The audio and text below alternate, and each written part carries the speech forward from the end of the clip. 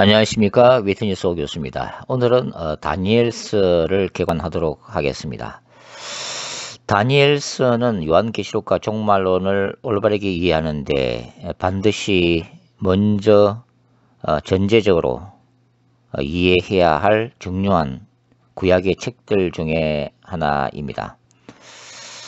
다니엘서를 올바르게 이해하는 것은 바로 요한계시록을 올바르게 이해할 수 있는 그 기초가 되는데요. 다른 얘기로 다니엘서를 잘못 이해하게 되면 요한계시록을 잘못 이해하게 된다는 의미이기도 하죠.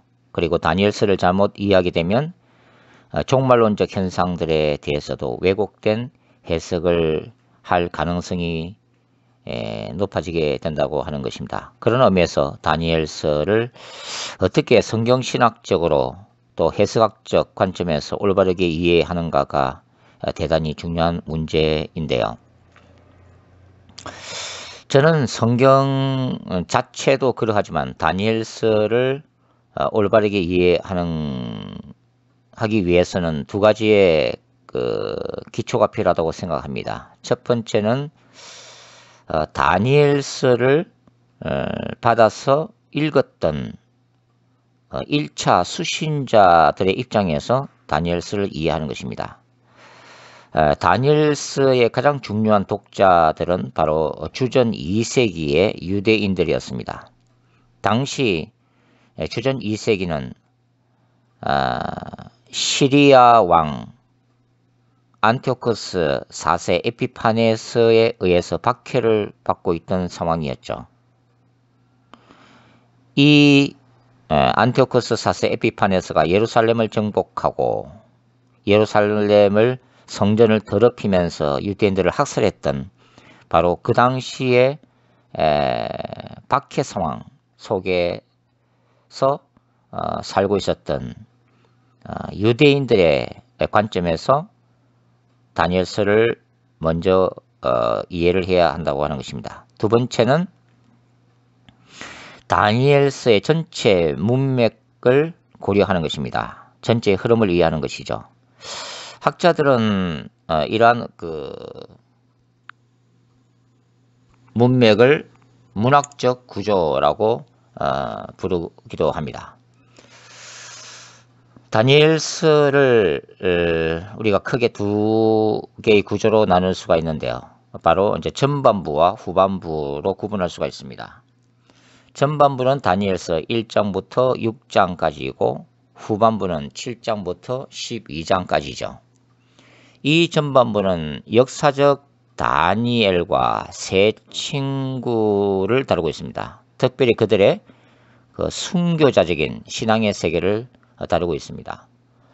후반부는 다니엘이 본 종말론적 묵시적 환상들이죠. 바로 미래적 환상들과 그가 들은 계시적 예언들에 대해서 다루고 있습니다. 전반부는 주전 6세기의 역사적 상황, 즉 다니엘과 세 친구가 바벨론에 끌려가서 겪었던 바로 그 상황을 기록하고 있죠. 그러나 후반부는 전혀 다른 성격의 계시들이 기록되고 있습니다. 바로 다니엘에게 주어진 미래적 환상과 계시인데요.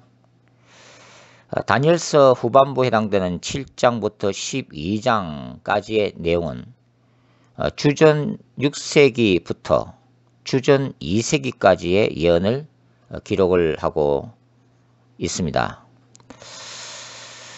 자유주의 학자들은 이 후반부의 내용을 실제적 예언으로 받아들이지 않죠. 바로 주전 167년에서 164년경에 일어난 안티오코스 4세 에피파네스의 예루살렘 박해 사건을 경험한 저자가 다니엘의 이름을 빌려서 예언의 행시로 기록한 일종의 묵시문학으로 보고 있습니다. 그러나 복음주의 진영에서는 바로 이 후반부를 다니엘이 주전 2세기의 상황을 예언한 것으로 그렇게 받아들이고 있죠. 저도 마찬가지입니다. 그러니까 이 후반부에서는 작은 뿔, 이 작은 뿔이라고 하는 단어가 빈번하게 등장하고 있는데요. 바로 이 작은 뿔이 역사적 인물이었던 안티오코스 4세를 의미하고 있습니다. 그래서 이 후반부는 바로 이 인물의 출현과 그의 마지막 종말에 대한 내용이 강조되어지고 있습니다. 다시 반복해서 말씀드리면 다니엘 7장부터 12장에서는 이 작은 뿔과 그의 종말론적인 심판에 대한 환상들과 예언이 반복적으로 나타나고 있는데요. 이러한 본문들을 병행 본문들이라고 부릅니다. 병행 본문들이라고 하는 것은 어떤 동일한 사건에 대해서 여러 가지 관점에서 여러 가지 상황에서 반복적으로 설명하고 있는 본문들인데요. 그러니까 이 병행 본문들을 서로 비교하면서 연구하게 되면 굉장히 다양한 통찰력들을 얻을 수가 있죠.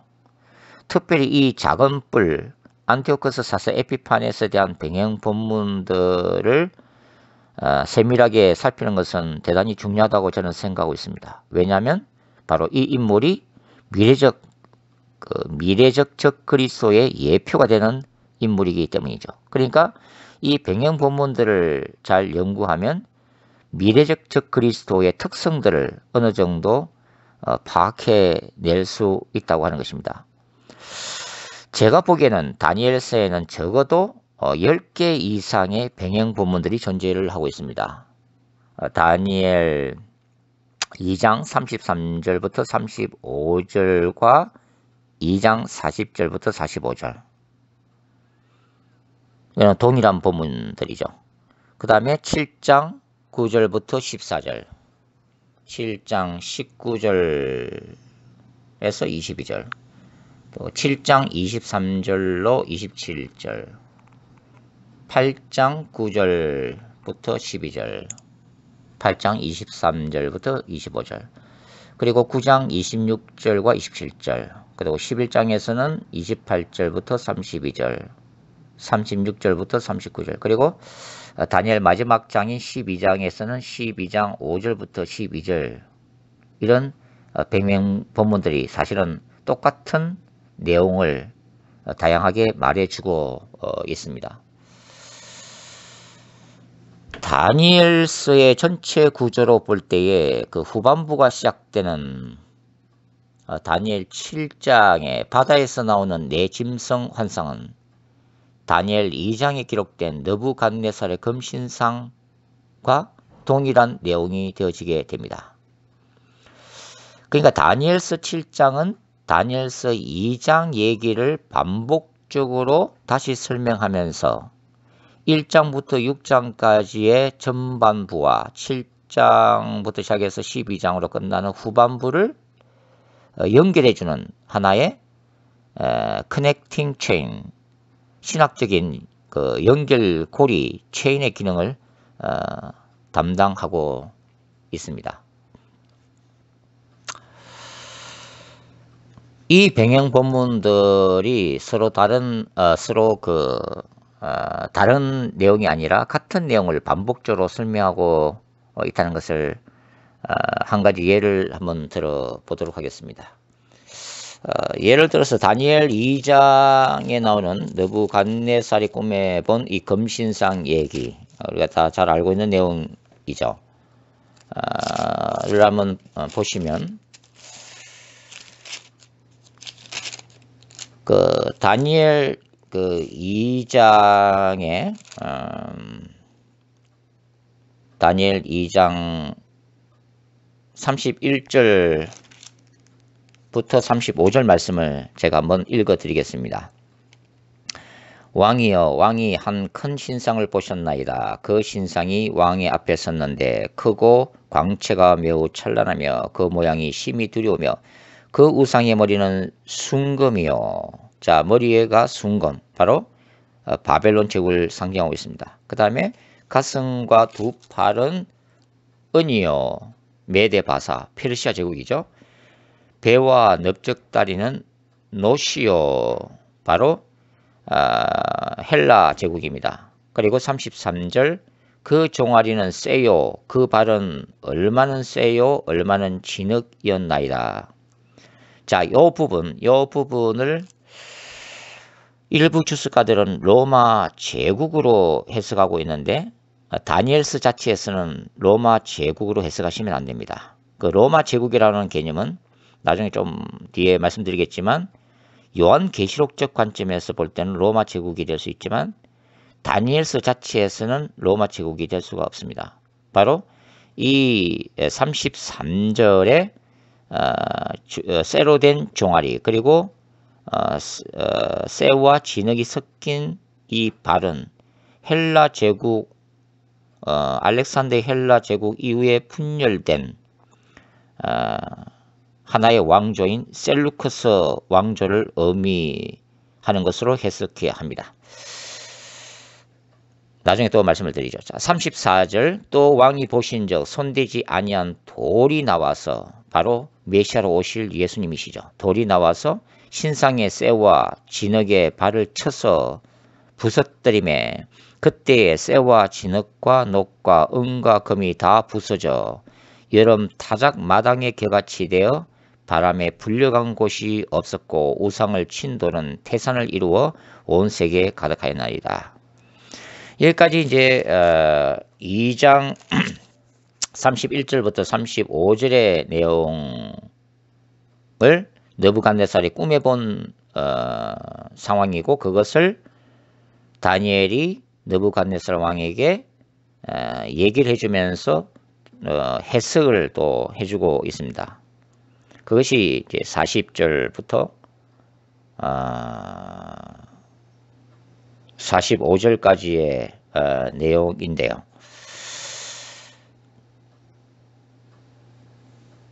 특별히 이 금신상의 그 네 번째 부분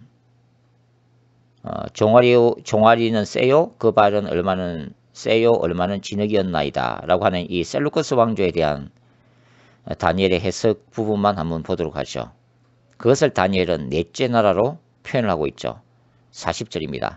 넷째 나라는 강하기가 쇠 같으리니 쇠는 모든 물건을 부서뜨리고 이기는 것이라 쇠가 모든 것을 부수는 것 같이 그 나라가 문나라를 부서뜨리고 찌을 것이며 왕께서 그 발과 발가락이 얼마는 토기장이의 진흙이요 얼마는 쇠인 것을 보셨은즉 그 나라가 나눌 것이며 왕께서 쇠와 진흙이 섞인 것을 보셨은즉 그 나라가 쇠 같은 든든함이 있을 것이나 그 발가락이 얼마는 쇠요 얼마는 진흙인즉 그 나라가 얼마는 든든하고 얼마는 부서질 만한 것이며 왕께서 쇠와 진흙이 섞인 것을 보셨은즉 그들이 다른 민족과 서로 섞일 것이나 그들이 피차에 합하지 아니함이 쇠와 진흙이 합하지 않음과 같으리다.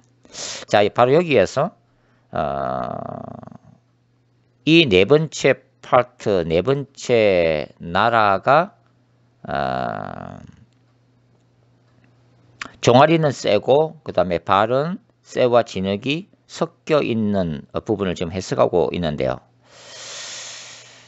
학자마다 주석이 조금씩 다를 수도 있을 것입니다. 그리고 또 어떤 이 종말론자들은 이 종아리는 쇠요, 이 쇠로 된 종아리를 로마 제국으로 해석하고 그 다음에 이 쇠와 진흙이 섞여 있는 이 발을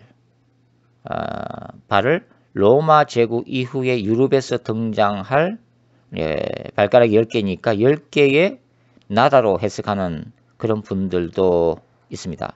그러나 사실 다니엘서에서는 그렇게 해석을 하는 것은 바람직하지 못하죠. 왜냐하면 이 다니엘서는 여기에도 나와 있다시피 넷째 나라까지만 언급이 되어 있다고 하는 것입니다. 넷째 나라까지만 언급이 되어 있고 결코 그 뒤에 생겨날 다섯 번째 나라나 유럽에 대해서는 결코 예언이 되어 있지 않다고 하는 거죠. 특히 다니엘서 후반부 7장부터 12장까지는 오직 넷째 나라 그리고 그 넷째 나라의 핵심적인 인물인 작은 뿔 대해서만 집중적으로 그리고 반복적으로 예언하고 있다는 것을 우리가 유의할 필요가 있습니다. 그래서 이 지금 다니엘 2장에 나오는 내용이 다니엘 이제 7장과 다니엘서 7장에서 반복되어지고 있는 것을 볼 수가 있는데요. 예를 들면 다니엘 그 2장 다니엘 2장 33절 그 종아리는 세요. 그 발은 얼마는 세요. 얼마는 진흙이었나이다. 이 셀루커스 왕조에 대해서 이 넷째 나라에 대해서 다니엘서 7장에서는 어떻게 설명하고 있습니까? 7장 7절부터 7절과 8절에서 반복적으로 이렇게 설명하고 있죠. 내가 밤 환상 가운데 그 다음에 본 넷째 짐승은 무섭고 놀라우며 또 매우 강하며 또 쇠로 된 큰 이가 있어서 먹고 부서뜨리고 그 나머지를 발로 밟았으며 이 짐승은 전에 모든 짐승과 다르고 또 10뿔이 있더라.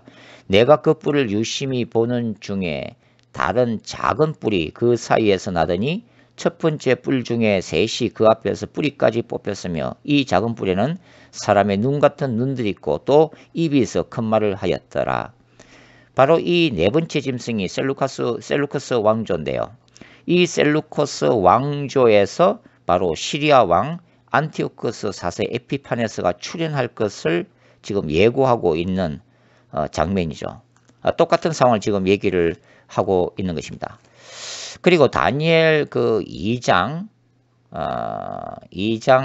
그 34절과 35절 또 왕이 보신즉 손대지 아니한 돌이 나와서 신상의 쇠와 진흙에 발을 쳐서 부서뜨리며 바로 돌을 메시아 왕국이 도래하면서 심판을 가고 있다는 얘기인데요. 이런 제국들에 대해서 35절 그때에 쇠와 진흙과 녹과 은과 금이 다 부서져 여름 타작 마당에 개같이 되어 바람에 불려간 곳이 없었고 우상을 친 돌은 대사를 이루어 온 세계에 가득하였나이다. 특별히 34절에 나오는 돌이 나와서 신상의 쇠와 진흙에 발을 쳐서 부서뜨리고 그 다음에 쇠와 진흙과 녹과 은과 금을 부수는 바로 이 장면. 이 장면은 다니엘서 7장에서는 다니엘서 7장 9절부터 12절까지 해서 반복적으로 똑같은 상황을 다시 설명을 이렇게 해주고 있습니다. 제가 읽어드리도록 하죠. 다니엘서 7장 9절부터 12절 말씀요.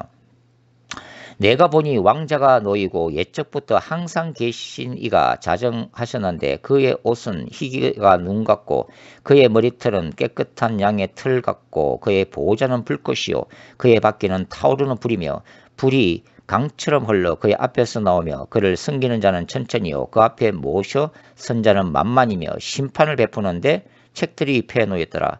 그때 내가 작은 뿔이 말하는 큰 목소리로 말미암아 주목하여 보는 사이에 짐승이 죽임을 당하고 그의 시체가 상한 바 되어 타오르는 불에 던져졌으며 그 남은 짐승들은 그의 근세를 빼앗겼으나 그 생명은 보존되어 정한 시기가 이르기를 기다리게 되었더라. 바로 이 부분입니다. 하나님이 하늘의 보호자에서 바로 이 작은 뿔 넷째 짐승을 심판하시는 장면이라고 하는 거죠. 나중에 우리가 요한계시록까지 읽어보면 바로 이 모습이 어디서 다시 반복되면서 완성될까요? 계시록 20장에서 완성되죠. 바로 백보자 심판입니다. 백보자 심판에서 이 본문이 다시 적용되죠. 그 다음에 이제 다니엘서 그 아까 읽었던 2장 그 35절 하반절에 우상을 친 돌은 태산을 이루어 온 세계에 가득하였나이다 라고 하는 구절은 다니엘서 7장에서는 바로 13절과 14절에서 반복되고 있습니다. 읽어드리죠.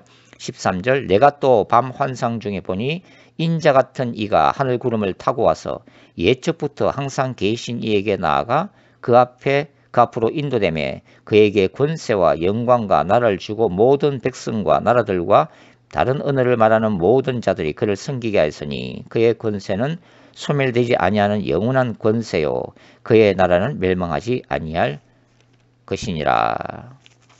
이렇게 이제 반복이 되어지고 있다고 하는 것입니다. 그리고 이제 뒤에 가서 또 이제 역사를 잠깐 말씀을 드리겠지만 다니엘서 2장에 금신상의 발 부분이 쇠와 진흙이 섞인 것을 우리가 볼 수가 있는데요. 다니엘서 2장 43절 왕께서 쇠와 진흙이 섞인 것을 보셨은즉 그들이 다른 민족과 서로 섞일 것이나 그들이 피차에 합하지 아니함이 쇠와 진흙이 합하지 아니함과 같으니이다.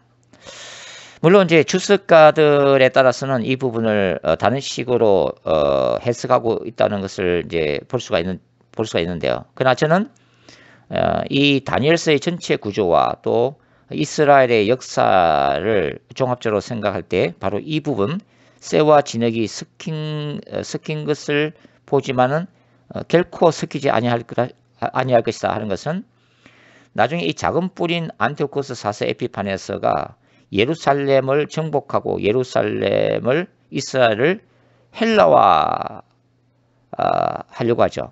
그러나 유대인들은 이것에 반발해서 항쟁을 일으키게 됩니다. 바로 이것이 쇠와 진흙이 두 민족이 두 문화가 결코 섞일 수 없다는 것을 지금 말씀하고 있는 것이죠. 이렇게 다니엘서 후반부 7장부터 12장까지는 바로 이러한 작은 뿔에 대한 상황을 반복적으로 설명하고 있다는 것을 우리가 유의할 필요가 있을 것입니다. 그러니까 다니엘서 후반부의 중심적인 사상은 작은 뿔이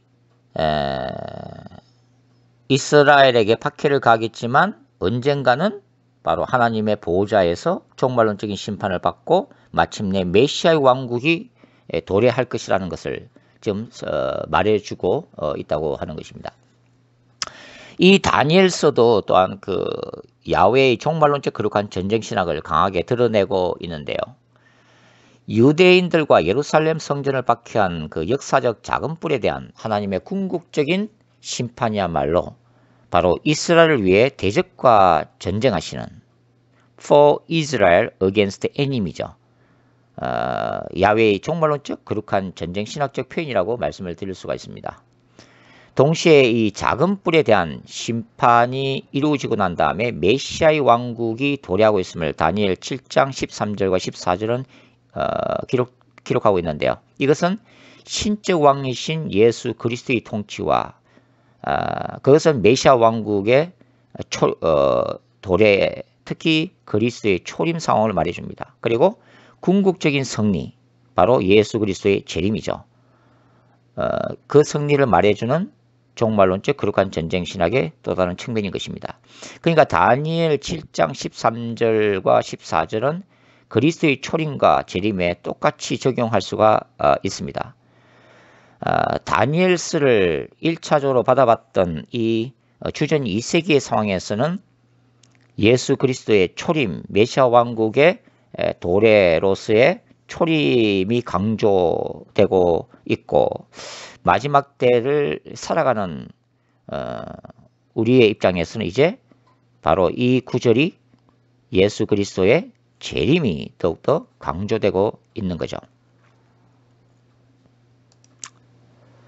다시 한번 강조해서 말씀드리지만 다니엘서의 예언은 주전 6세기 이후 주전 2세기 상황까지만을 예언하고 있다고 하는 것을 먼저 이해할 필요가 있겠습니다. 즉 바벨론 제국, 페르시아 제국, 헬라 제국 및 작은 뿔에 해당하는 셀루코스 왕조의 시리아 왕인 안티오코스 4세 에피파네스의 출현과 종말까지의 예언이 기록되어지고 있다 하는 것을 유의해 주시면 되겠습니다.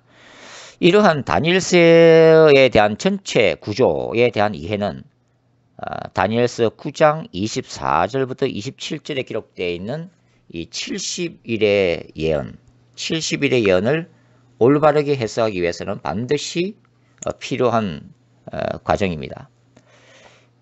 이 다니엘서 9장의 70일의 예언을 더 알고 싶으신 분들은 다른 음성 파일인 70일의 예언에 대한 내용을 찾아서 들으시면 도움이 될 것입니다. 그리고 이제 이러한 이해에는 이스라엘을 중심으로 하는 그 역사적 배경에 대한 기본적인 지식이 또한 필요합니다. 주전 538년경에 페르시아 제국의 고레스 왕이 예루살렘 회복에 대한 칙령을 발표하게 되죠. 그리고 그 결과로서 이제 바벨론의 포로들이 기환해서 예루살렘 땅으로 돌아가게 됩니다. 물론 당시 200만 명이 바벨론에 거주했다고 하는데요. 전체가 다 예루살렘으로 돌아간 것은 아니고 1차 포로기한 스룹바벨이 인도에서 돌아간 인원은 뭐 5만 명밖에 되지 않죠. 여하튼 1차, 2차, 3차에 걸쳐서 고국 예루살렘으로 돌아가기 시작합니다. 그리고 주전 516년경에 총독 스룹바벨과 대제사장 예수아가 주도하고 선지자 학개와 스가랴가 성전 재건을 촉구한 결과 제2의 성전이 드디어 완공이 되어지게 되죠. 우리는 그것을 스룹바벨 성전이라고 부르는데요. 그 다음에 주전 444년경에 3차 포로기환이라고 볼 수 있는 총독 느헤미야에 의해서 예루살렘 성벽까지 재건되게 됩니다. 느헤미야 6장 1절 말씀이죠. 그리고 페르시아 제국을 멸망시킨 나라가 바로 알렉산더 대왕의 헬라 제국이죠. 이 헬라 제국은 다니엘서 7장 2절에서는 금신상의 그 노수로 된 배와 넓적다리로 표현되어 있죠. 그리고 7장 6절에서는 뭐로 표현되어 있죠? 날개 넷이 달린 표범으로 표현되어 있습니다. 그리고 다니엘서 8장을 쭉 읽어보시면 8장 8절에서는 순양을 공격하는 수염소로 상징되고 있죠. 순양은 뭡니까? 바로 이제 페르시아 고레스의 페르시아 제국이죠. 그러나 이러한 헬라 제국도 결국은 알렉산더가 죽고 난 다음에 4개의 왕국으로 분열됩니다. 바로 셀루커스 왕조, 그 다음에 프톨레미 애굽을 다스렸던 프톨레미 왕조, 그 다음에 소아시아를 다스렸던 리시마쿠스 왕조, 그리고 마게도냐 그리스 지역을 다스리던 카산드 왕조, 이렇게 4개의 왕조로 분열이 되어져서 전 제국을 다스리게 되죠.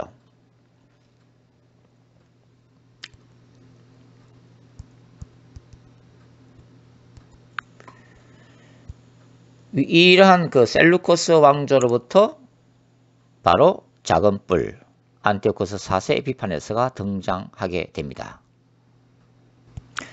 이 네 번째 짐승에 속한 작은 뿔이 다니엘서 7장 7절에서는 무섭고 놀라운 존재로 묘사되고 있는데요.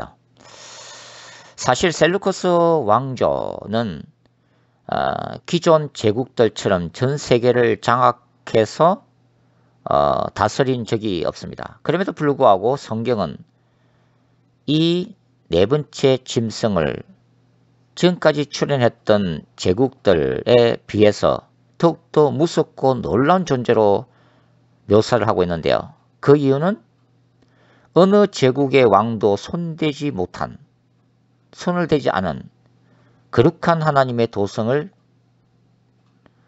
짓밟고 예루살렘 성전을 이 작은 뿔이 더럽혔기 때문입니다. 그만큼 가증한 존재로 묘사가 되어지고 있죠. 이제 그 안티오쿠스 4세의 그 예루살렘 박해의 역사를 간단하게 한번 개관을 해보도록 하겠습니다. 이 안티오쿠스 4세는 주전 175년경 이후에 그 이스라엘을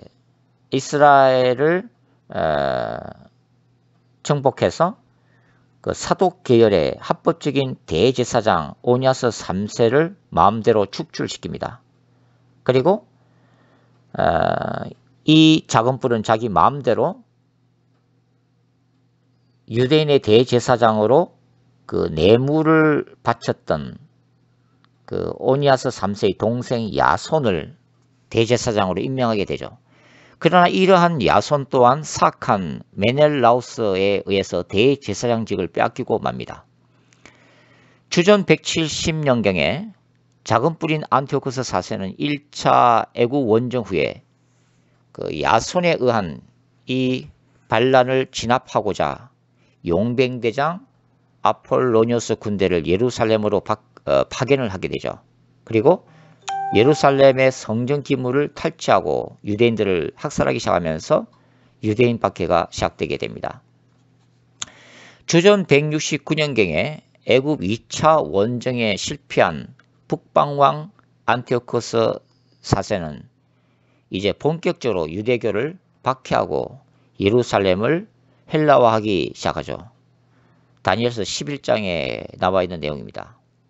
그리고 주전 167년에서 164년 동안 약 3년 6개월 가까운 기간 동안 그는 예루살렘 성전에 그 가증한 우상인 주피트, 제우스 신상을 건립하고 돼지 피를 뿌리고 제사를 지내기 시작합니다. 그리고 스스로를 신격화하고 유대교의 제사를 금지시키고 또 할례 주는 것을 또 전면적으로 폐지하죠. 그리고 이러한 것에 반항하는 유대인들을 닥치는 대로 이제 학살을 하게 됩니다.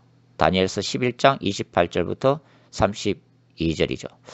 바로 여기서 이 안티오쿠스 에피파네스의 그 한 3년, 정확한 기간은 아니지만 한 3년 6개월 가까운 이 박해는 바로 요한계시록에서 후 3년 반, 그리고 한때와 두때와 반때라고 하는 바로 마지막 적 그리스도에 의한 박해 상황을 예고를 하고 있는 거죠. 이 작은 뿔의 이 헬라화 정책 그리고 유대교 박해에 반발해서 일어난 것이 바로 저 유명한 마카비 형제를 중심으로 하는 마카비 항쟁입니다. 그리고 바로 이들이 3년이 넘는 거룩한 전쟁을 수행하게 되죠. 다니엘서 8장 10절에 하늘 군대라는 단어가 등장하고 있는데요. 이 다니엘서는 작은 뿔을 대항하는 거룩한 전쟁에 동참한 이 경건한 유대인들을 하늘 군대인 천군 천사들의 대리자라는 의미에서 이들을 하늘 군대로 동일시하는 표현을 쓰고 있습니다. 그리고 이 마카비 항쟁의 결과 주전 164년 12월 25일에 예루살렘을 드디어 회복하게 되고 성전을 정화하게 되죠.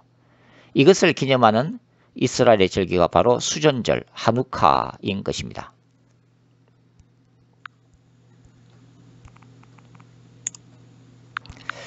제가 성경 전체를 이해하는 그리고 인간 역사를 이해하는 신학인 이 종말론적 거룩한 전쟁 개념은 다니엘서 서두에서부터 나타나는데요. 그 다니엘서 1장 1절과 2절에서부터 이 개념이 이 다니엘서에도 드러나고 있습니다. 다니엘서 1장 1절과 2절 읽어보죠. 유다왕 여호야김이 다스린 지 3년이 되는 해에 바벨론 왕 느부갓네살이 예루살렘에 이르러 성을 에워쌌더니 주께서 유다왕 여호야김과 하나님의 전그릇 얼마를 그의 손에 넘기심에 그가 그것을 가지고 어떻게 했다고요? 신할 땅 자기 신들의 신전에 가져다가 그 신들의 보물창고에 두었더라.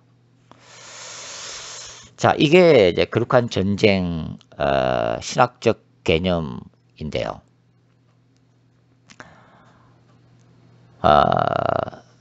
주전 587년경에 그 느부갓네살의 바벨론 제국에 의해서 예루살렘 성전이 파괴되어지죠. 이스라엘 입장에서 보면은 말 그대로 하늘과 땅이 무너지는 종말론적인 사건입니다.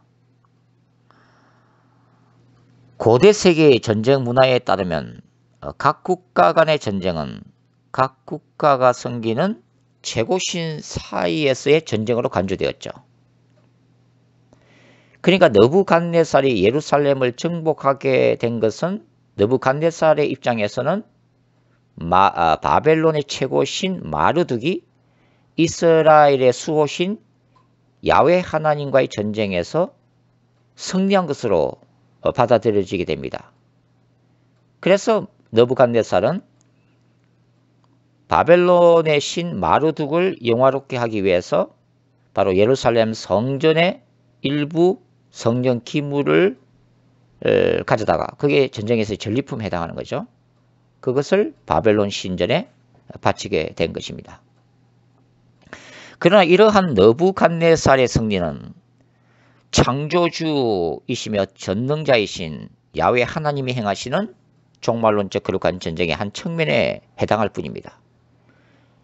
즉 하나님이 능력이 없어서 예루살렘 성전을 내주신 것이 아니란 얘기죠. 하나님은 이스라엘이 끝까지 회개하지 않고 우상 숭배의 죄를 범했을 때 이스라엘의 대적인 바벨론 제국의 손을 빌려서 그분의 백성을 징계, 심판하신 사건인 것입니다. 그럼에도 불구하고 이제 우주조 왕이신 하나님은 포로로 끌려간 다니엘을 통해서 역사를 하시죠. 바로 그 원수의 땅에서 바로 예루살렘을 정복했던 그 제국의 심장 안에서 바로 인간과 역사를 주관하시는 하나님을 다니엘을 통해서 강력하게 정결하십니다. 그리고 거룩한 전쟁의 중요한 수단인 기사와 표적을 통해서 제국의 왕들로 하여금 야훼 하나님께 영광을 돌리게 만드는 사건이 다니엘서에 기록되어 있죠. 다니엘서 3장 28절부터 29절, 4장 34절부터 31절, 6장 25절부터 27절. 이러한 이적들 속에는 다니엘과 세 친구가 채식을 통해서도 얼굴빛이 더 육식을 했던 다른 소년들보다도 더 탁월하게 했었던 그런 이적, 그리고 풀무불에서 다니엘의 세 친구를 구해주시는 기적, 그리고 사자굴에서 바로 다니엘을 보호하시는 이런 이적들이 포함이 되어 있습니다. 우리가 다니엘서 7장 2절과 3절을 읽어보시면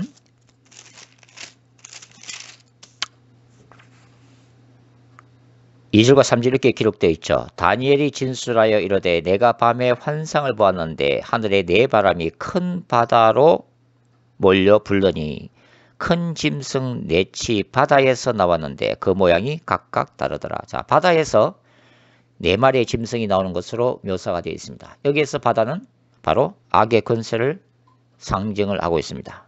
바로 이 바다는 요한계시록에서 13장 1절에서 마지막 적 그리스도가 바다에서 나오는 모습으로 묘사되어 있고, 또 예수님의 재림 이후에 새하늘과 새 땅이 하늘에서 내려올 때 바다도 다시 있지 않더라라는 구절에서 이제 반복적으로 그 개념이 강조되고 있습니다. 바로 악의 권세, 지옥의 권세로 상징되고 있는 거죠.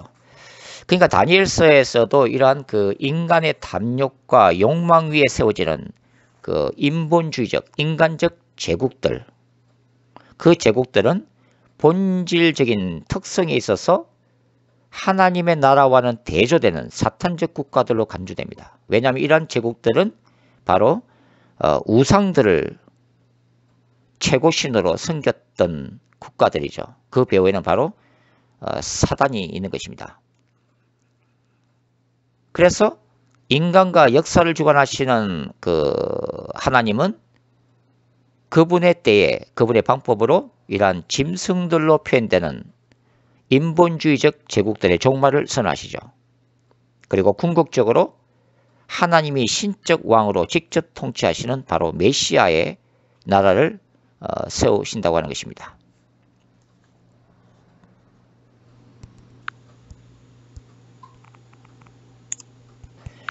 이 다니엘서 7장에 나와 있는 7장 3절부터 8절까지에 나와 있는 이 네 마리의 짐승의 모습이 이제 종말론적으로 다시 나타나는 장면이 바로 계시록 13장 1절입니다. 계시록 13장 1절과 2절을 제가 읽어드리도록 하죠. 내가 보니 바다에서 한 짐승이 나오는데 뿔이 10이요 머리가 7이라. 그 뿔에는 10왕관이 있고 그 머리들에는 신성 모독하는 이름들이 있더라. 내가 본 짐승은 표범과 비슷하고 그 발은 곰의 발 같고 그 입은 사자의 입 같은데 용이 자기의 능력과 보좌와 큰 근세를 그에게 주었더라. 자, 여기서 계시록 13장 1절은 다니엘서 7장에 나와 있는 그 네 마리의 짐승을 서술할 때에 앞에 있는 그 세 마리의 짐승, 즉 사자로 표현되는 바벨론 제국과 그 다음에 곰으로 표현되어 있는 페르시아 제국, 그리고 표범으로 묘사된 헬라 제국을 합친 것과 같은 더 무서운 짐승이 나오고 있다고 지금 표현을 하고 있습니다. 계시록 13장 이 1절과 2절에서는 여기서의 네 번째 짐승은 바로 이 요한계시록을 받아봤던 1세기 소아시아 7교회의 신자들의 입장에서는 누구를 의미해요? 바로 로마 황제 숭배 사상으로 신자들을 박해했던 도미티안 황제를 의미하고 있습니다. 로마 제국의 도미티안 황제, 제2의 네로에 해당되고 네로의 환생이라고까지 불리웠던 바로 도미티안 황제를 의미를 하고 있는 거죠.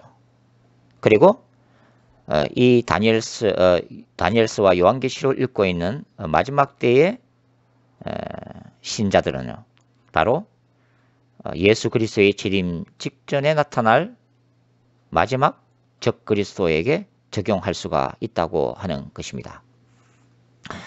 자, 이런 점에서 예언서들은 기본적으로 이중예언 또는 원근 통시법적 기법이 적용되고 있는데요.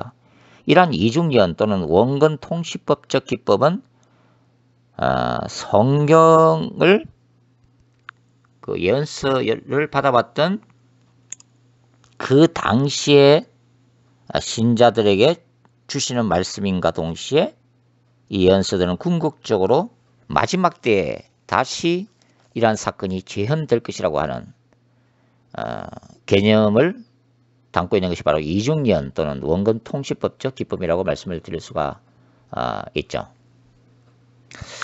다니엘서에 나와 있는 이 거룩한 전쟁 신학을 조금 더 설명을 드리고 싶은데요.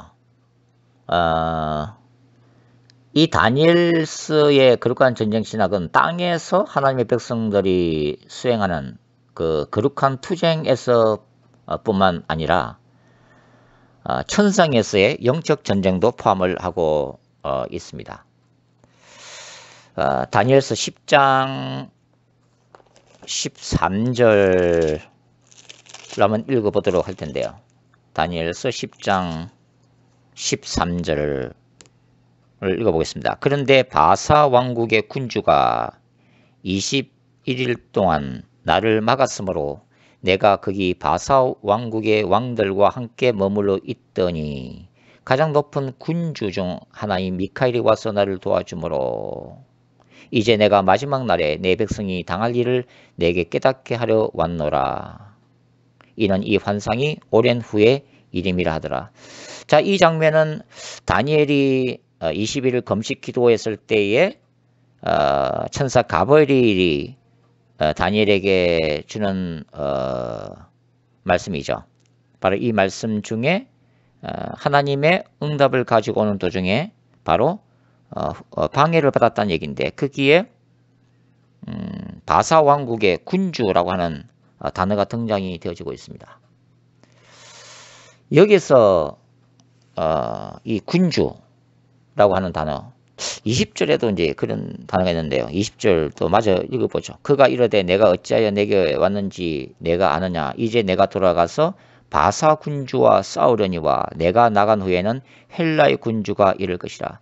여기서 바사 군주, 헬라의 군주는 페르시아 제국의 왕이나 헬라 제국의 인간 왕을 의미하는 것이 아닙니다. 21절 오직 내가 먼저 진리의 글에 기록된 것으로 내게 보이리라. 나를 도와서 그들을 대항할 자는 너의 군주 미카엘 뿐이니라. 11장 1절 내가 또 메대 사람 다리오 원년에 일어나 그를 도와서 그를 강하게 한 일이 있었느니라. 자, 가브리엘 천사가 바로 인간 역사에 개입되면서 다리오 왕을 곁에서 도와주는 인간 역사에 영향을 미치는 이러한 상황을 설명하고 있는 대단히 재밌고도 신비로운 본문들이죠. 여기서 페르시아 군주나 헬라의 군주는 바로 페르시아나 헬라 제국의 배후에 존재하는 악의 권세, 악한 천사들을 의미를 하고 있습니다. 이 다니엘서의 기자는 군주라는 단어를 이 군장 미카엘 천사에서와 마찬가지로 땅의 왕들을 나타내는 히브리어 멜렉을 사용하고 있는 것이 아닙니다. 멜렉은 인간 왕들을 사용하는 단어인데요. 여기서 특별히 히브리어 사르라는 것은 통치자, 지배자라는 뜻이죠. 사르라는 단어를 표현함으로써 인간 왕, 인간들을 다스리는 군왕으로서의 멜렉과 악한 천사, 한 국가를 다스리는 한 국가에 악한 영향을 미치는, 왜냐하면 각 제국들은 우상을 섬겼기 때문이죠. 사탄을 섬겼기 때문입니다. 그 사르라고 하는 단어를 사용함으로써 바로 이제 서로 구분시키고 있다고 하는 거죠.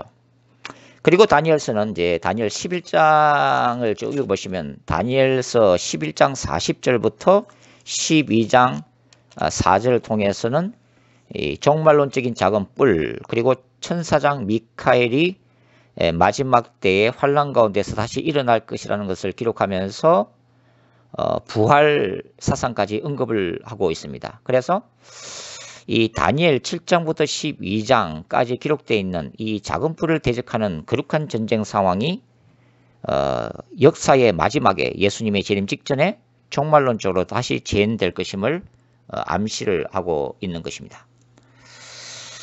결론적으로 다니엘서는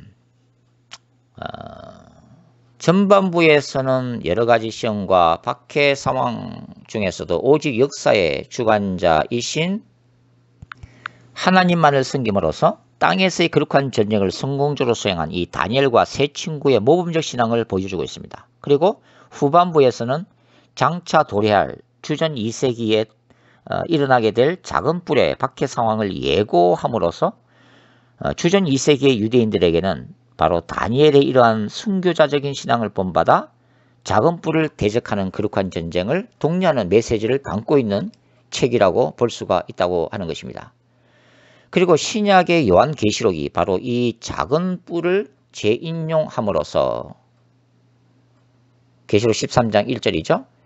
1세기를 살았던 소아시아 7교회의 신자들에게는 당시의 로마 황제 숭배 사상을 믿음과 인내로서 대항하는 종말론적인 거룩한 전쟁을 독려하는 것이고, 그리고 마지막 때를 살아가는 우리에게는 적그리스도에 대한 종말론적 거룩한 전쟁을 독려하는 메시지로 다시 살아나고 있는 것입니다.